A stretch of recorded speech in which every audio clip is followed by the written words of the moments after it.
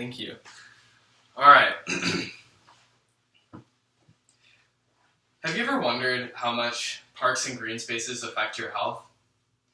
It's probably not at the top of your mind, but last semester I did a lot of research on green spaces and their effect on public health, especially in marginalized communities.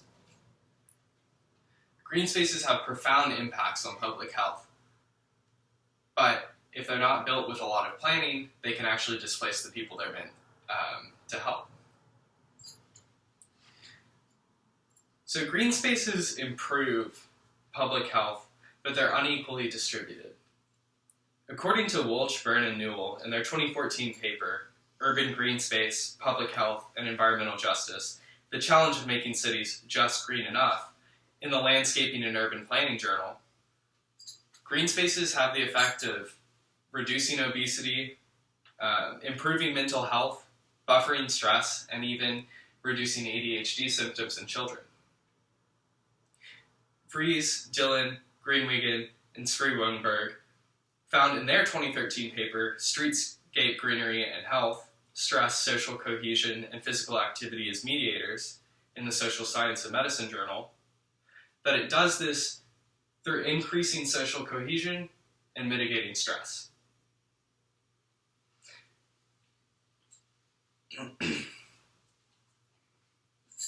So in their 2017 paper, Emerging Issues in Urban Ecology, Implications for Research, Social Justice, Human Health, and Well-Being, in the Population and Environmental Journal, Jennings, Floyd, Shanahan, and Coots and Sinekin found that higher minority and lower income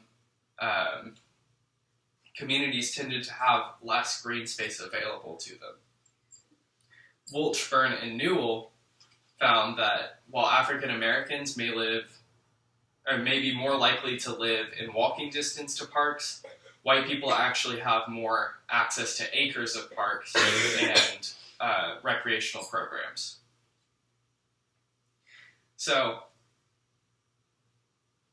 green space has a lot of positive health impacts, but it's very unequally distributed.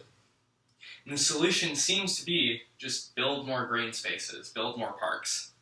But it actually attracts speculators who can price out lower income residents if you don't have careful planning.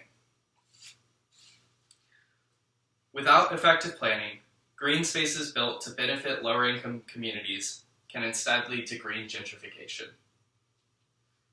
Green spaces make somewhere more attractive and livable.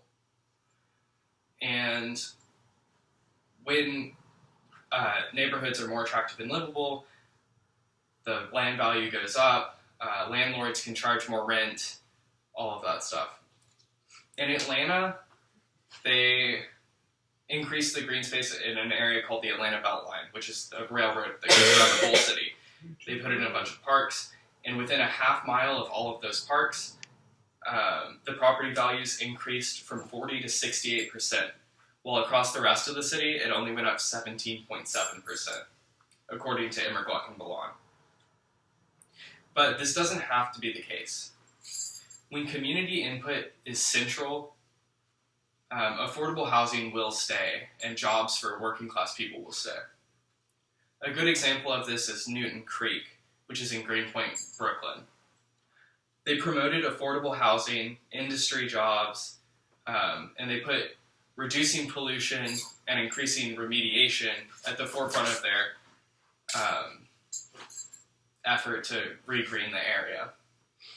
And the jobs stayed, and the people stayed. Green gentrification makes improving environmental amenities difficult, but not impossible. With community-led efforts, the environment can be improved without displacing low-income residents. So today I told you about how green gentrification can happen, the benefits of green spaces, and why green spaces are unequally distributed. Inequitable distribution of private green spaces, like a big backyard in the suburbs, that's fine. But public goods, like parks and outdoor amenities, ought to be available to the entire public. Thank you very much.